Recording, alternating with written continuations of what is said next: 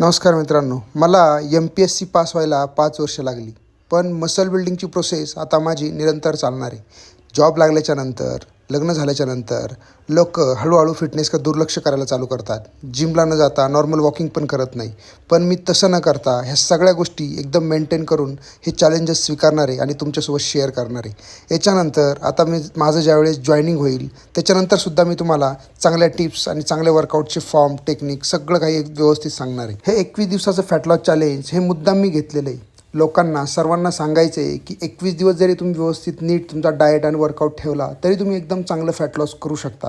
त्यामुळे कोणतीच गोष्ट अशक्य नाही आहे. मी 21 दिवस केलं आहे, तुम्हाला 2 महिने लागू शकतात, 3 महिने लागू शकतात, पण नक्कीच तुमचा फॅट लॉस नक्की होईल. फक्त तुम्ही प्रयत्न करा, एक दिवस डाएट घ्या आणि व्यायाम करा. काही लोकांना वाटत असेल मी आहे तसंच ठीक आहे, जाड असला तर असू द्या, मला काही फरक पडत नाही जगाचा.